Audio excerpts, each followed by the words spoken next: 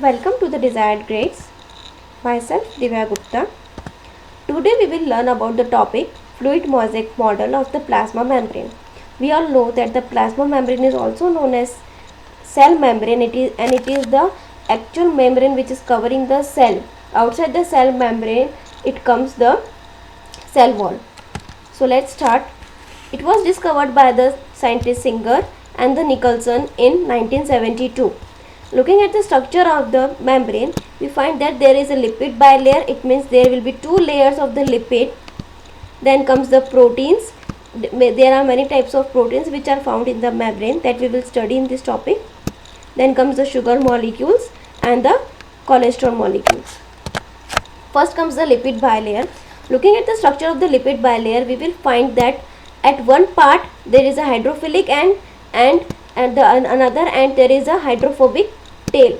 Now the hydrophilic end means what? It is a water loving area, and the hydrophobic, it means it is a water fear area. You can see the diagram given over here. The pinkish part is the hydrophilic head which is on the surface of the membrane, while the hydrophobic end are embedded inside the membrane. Now this lipid bilayer are not rigid and static, they are very elastic in nature. It forms two types of motion, that is the rotational motion and the lateral motion. Rotational motion means what? It will come from upside down and from down to up also, while in the lateral movement it will move from left to right only. Now this lipid bilayer is impermeable to the ions and the polar molecules, that is it will not allow them to pass, while it will allow the hydrophobic molecules to pass through it because much of the part is covered by the hydrophobic end. Now this provides the fluidity and the elasticity to the membrane.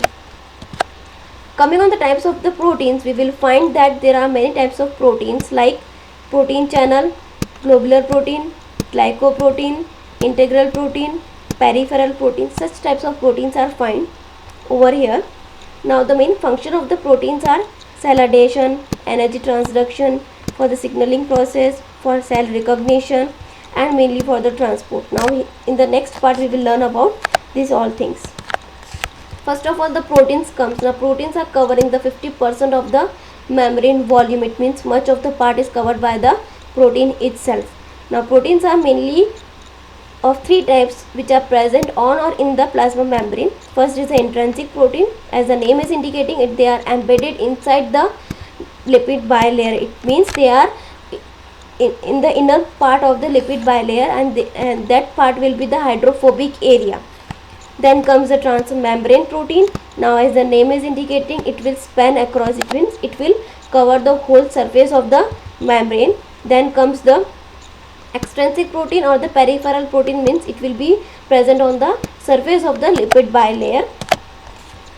First is the integral membrane protein, that is IMP. Now as you can see the diagram over here, integral proteins, the maximum of the part is inside the membrane itself. So they are permanently attached into the biological membrane. It means they are very hard to remove this type of protein. They need a very harsh condition in order to remove the integral proteins. This can be a single pass or the multi-pass protein. Now, proteins, we all know that they are made up of chain of amino acid. So chain of amino acid can pass through the membrane once, or it can pass through the membrane more than once. The main example is the glycoprotein, which are found on the surface of the RBC, and the next example is the porins, which forms the pores of the membrane. Mainly the integral membranes are covering the transporter process, channel process, linkers, receptors, and are mainly responsible for the cell adhesion. It means to attach the cell with the another cell.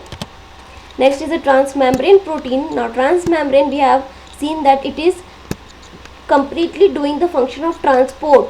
It will cover the whole surface of the membrane. It will provide the gateway. Okay, so transmembrane proteins are of two types, carrier protein and the channel protein.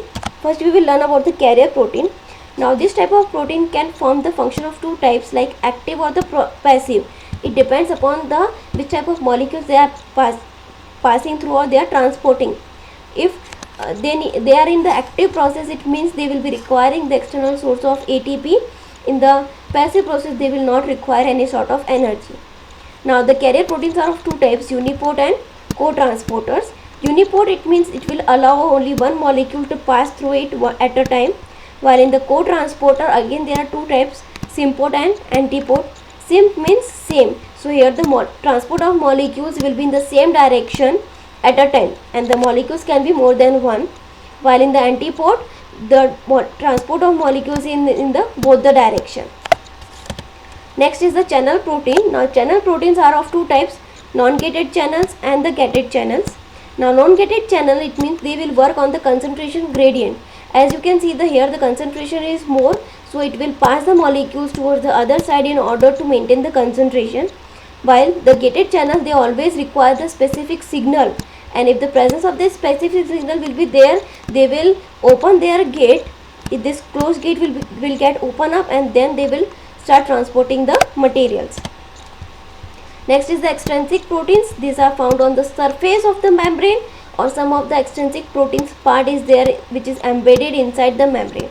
Now as they are present on the surface, it means they will be the hydrophilic in nature, and they are very easy to remove. It means they are attached to the membrane by the weak molecular attraction, and that can be ionic, hydrogen bond, or the van der Waals bond. These are the weakest bond of the nature. They are soluble protein as they are hydrophilic in nature. The very good example is the spectrin and the ankyrin, which determines the shape of the cell. So spectrin and ankyrin are the very most important part of the RBC. Next comes the carbohydrate. That carbohydrate are mainly present in the form of the sugar molecules or the chain of the sugar molecules. They are mainly doing the function of cell adhesion. It means to attach one cell with the another. The cholesterols are also found in the cell plasma membrane, and they are found in the very less amount, that is 5 to 10% only. They are the precursors or the building blocks of the hormones, bile acids, or the vitamins D. Now looking at the transport of the materials, when the plasma membrane is transporting the material, it is transporting in two ways, diffusion and osmosis. Now these two parts in detail I have given already in my previous videos. Do look in that properly. But here I am explaining that diffusion. Here the process of diffusion is in both the direction. That is the transport of molecules will be in both the direction, and after the end there will be the complete balance of the molecules. While in the osmosis, the transport of the molecule or the solvent molecule is only in the one direction. So after the osmosis will be completed, you will find the imbalance in the in the solution. If you have liked my video, then do like it, share it, and subscribe my channel. Thank you.